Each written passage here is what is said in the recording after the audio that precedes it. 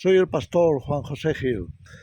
Una de las cosas que, ya llevo tiempo pensando en ello, viéndolo, considerándolo, no es de ahora, desde hace muchos años, es la vinculación que la mayoría de los cristianos hemos adquirido con el mundo.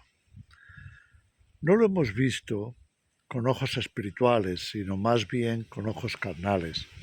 Hemos visto que el mundo pues es el mundo y muchas veces nos atrevemos a decir que es un sistema y que no es un sistema bueno, sino todo lo contrario, que es un sistema dirigido por Satanás.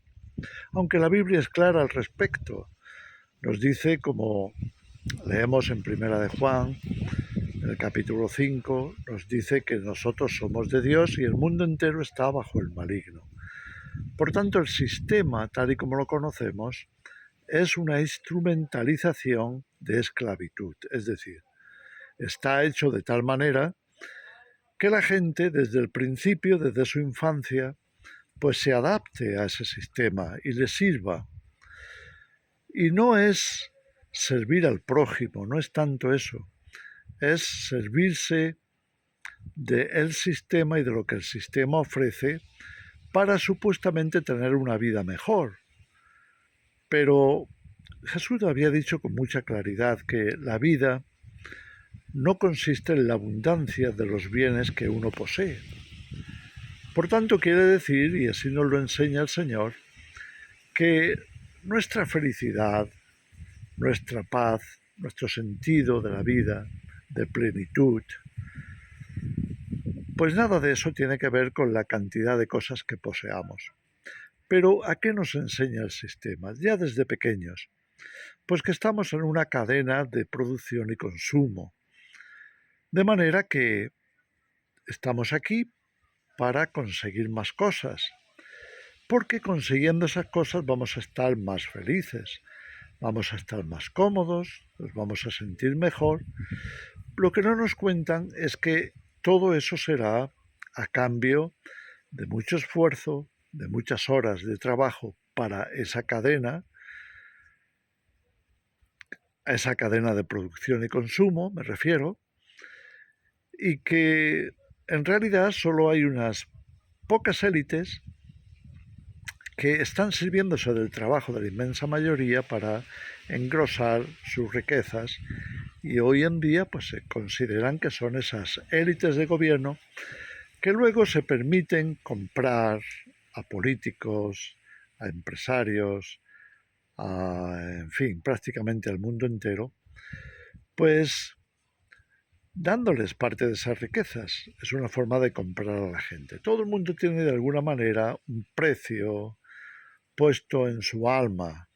¿Hasta qué punto queremos estar sujetos a esa forma de esclavitud simplemente por conseguir más cosas? Claro, muchos cristianos se preguntan, pero bueno, si no vivimos en el mundo para trabajar y comer y sobrevivir, ¿de dónde lo vamos a sacar? Es un razonamiento que hasta cierto punto tiene su sentido. Pero no es la realidad. La realidad es que la gente trabaja no simplemente por la supervivencia, excepto en ciertos lugares donde se ha hecho tan descarada la esclavitud que cada vez se le ha quitado más posibilidades de supervivencia y de aprovechar las ganancias que tiene para participar de esos beneficios materiales. No, hay sistemas de gobierno que lo absorben todo, son como cánceres que absorben la energía de la gente y las van empobreciendo hasta el punto de dejarlos prácticamente sin nada. Y el mundo entero va en esa dirección. No nos damos cuenta de que las palabras escritas en la Biblia, cuando las estudiamos a fondo y no nos quedamos en lo superficial, apuntan en esa dirección. Es decir, el mundo que está bajo el maligno está representado por Egipto y el faraón, y toda la esclavitud de la cual nos habla el libro del Éxodo, pues es un ejemplo, es una figura profética, sin duda, acerca de qué es el sistema bajo la dirección de Satanás y hacia dónde quiere llevar la gente. La lleva, sin duda, hacia la esclavitud.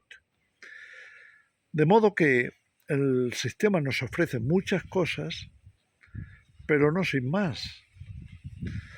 Nos ofrece muchas posibilidades a cambio de tiempo y trabajo. Y la gente trabaja duro, durísimo. Incluso cuando las cosas en el sistema funcionan, pues no por eso son mejores. Es decir, te siguen ofreciendo más y más y más a cambio de que tú también des más y más y más. De esa forma se descuida la vida personal, se descuida la vida espiritual, se descuida la vida familiar, se descuidan las relaciones humanas, se descuida el sentido más profundo de la vida. ¿Por qué digo todo esto?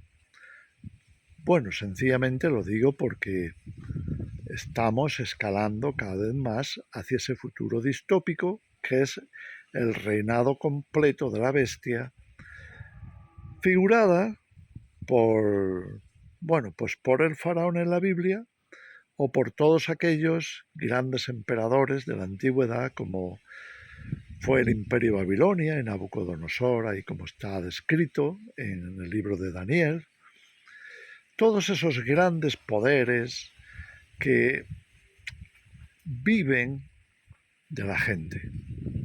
Lo vemos muy claramente en la actualidad, ¿no? Como los estados, los gobiernos se nutren del trabajo de la gente, de sus impuestos, para engrosar sus tesoros, para vivir como reyes, para poder presumir de que ellos son los que mejor están, los que tienen más poder, los que tienen más control, etc. Así es como funciona el sistema. Y para no alargar esto demasiado, digo todas estas cosas porque a veces no sabemos hasta qué punto nos quiere librar Dios de esa esclavitud.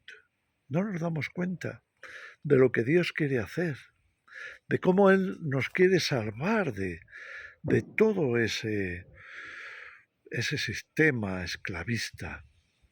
Muchos se preguntan, bueno, ¿qué tendríamos que hacer? Pues mira, vive para tener una vida sencilla en lo material, pero rica y compleja y amena en lo relacional, en lo emocional. Si tus emociones se nutren simplemente de lo material, acabarás completamente no solo estresado, sino totalmente frustrado, porque vuelvo a la frase de Jesús, la vida verdadera, la vida de plenitud, la vida de excelencia, lo que podríamos considerar la vida feliz, no consiste en las cosas, consiste en las personas. ¿Con quién estás? ¿Cómo te relacionas con ellos? ¿Qué aspiraciones tienes que satisfagan tu corazón? Porque como el apóstol Pablo decía, se lo escribía a su discípulo Timoteo, teniendo abrigo y sustento, estemos ya contentos. Contentémonos con lo básico de la vida. Fíjate cómo vivían los patriarcas en la antigüedad. Vivían como extranjeros y peregrinos sobre la tierra. ¿Por qué? Porque no se sentían formar parte de ninguna patria. Para ellos su patria era la celestial. Y si estaban aquí en el mundo, era pues sí para aprender cosas importantes, cosas básicas, pero también para descubrir cosas igualmente relevantes, como que nada de lo material, nada de lo que te ofrece la sociedad o las sociedades por las que atraviesas, realmente te pueden dar esa satisfacción profunda, porque han olvidado la parte más importante del ser humano, que es el espíritu. y que la satisfacción interior, la paz verdadera proviene de ahí. Esa es la fuente, es lo espiritual. Y es lo espiritual que proviene de la luz, que proviene del Creador, que proviene de Dios. Pero ¿os habéis fijado que este sistema en el que estamos y que sigue creciendo más y más hasta apoderarse del mundo, es un sistema netamente materialista, que se burla de la espiritualidad, que incluso la prohíbe, que incluso la llega a censurar y criticar, porque desde lo espiritual vemos las cosas más claras y que también podemos denunciar el engaño del materialismo, el engaño de poner la afección y descansar emocionalmente en las cosas materiales, que nos quita la trascendencia de la vida, que nos roba el sentido más profundo de la existencia. Entonces, cuando el sistema realmente se quita la máscara, la careta, el disfraz, nos encontramos con que es un sistema satanizado que busca la destrucción del ser humano.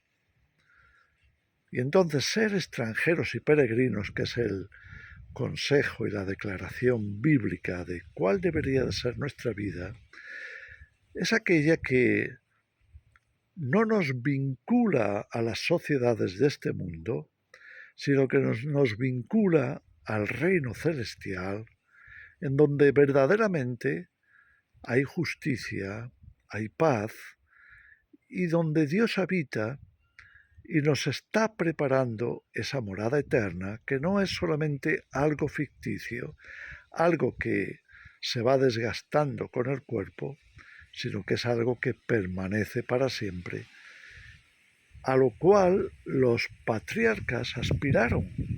Por eso leemos claramente en Hebreos 11 que los patriarcas no buscaban una Jerusalén terrenal, no buscaban una patria en este mundo, ni siquiera esa llamada tierra prometida de la que tanto se habla a raíz de las escrituras y que tanto se enfatiza y se le da tanta importancia, cuando sabemos que este mundo entero está destinado al fuego y que todo acabará. La verdadera patria que nos libera es la celestial. Por eso, cuando hablamos de dejar el sistema, salir de Egipto, dejar el mundo atrás, todas estas cosas que están realmente reflejadas en la palabra de Dios, que Jesús enseñó a sus discípulos y que Dios trata de enseñarnos a nosotros. Bueno, cuando hablamos de eso, estamos realmente enfocados, estamos realmente entendiendo el propósito. No estamos aprendiendo aquí para aquí, o no solo para aquí, porque lo que vamos a vivir aquí es muy poco. Es, como dice la Escritura, es como la vida de una flor, que sopla un poco de viento y la seca. Es algo muy liviano, muy temporal. Y estamos aquí para experimentar las realidades espirituales y para crecer en el hombre interior, en la vida espiritual, en la vida interna, en la profundidad del ser, para parecernos más y más a nuestro Creador, para ser más y más como Dios, para ser semejantes a Jesús. Y si tenemos que dejar este mundo, haremos bien. No os digo de irnos con el Señor a morir de una, sino en nuestros corazones, en nuestro espíritu, tomando decisiones que nos ayuden a vivir realmente como extranjeros y peregrinos sobre la tierra, de manera que el mundo no tenga esa facilidad de controlarnos, esa capacidad de someternos, esa especie de posesividad, porque nos da una identidad, y creemos que esa es nuestra identidad y nos olvidamos de que nuestra identidad es nuestro Creador, es Dios, es Cristo, que nuestra verdadera identidad es la celestial, no la terrenal. En fin, es hora de volver a reflexionar en estas cosas para que cuando salgamos de Egipto no miremos para atrás, sino hacia adelante. No tengamos añoranza de lo que el mundo nos ofrece o de lo que el faraón se dignaba a concedernos, sino que miremos a lo que Dios realmente tenga para nosotros. En fin, no quiero alargarme más. Os dejo con estas palabras, estas reflexiones. Por favor, pensar en ello. Leer la Escritura e indagar por qué no somos de este mundo, por qué estamos de paso, hacia dónde vamos. Que el Señor os bendiga.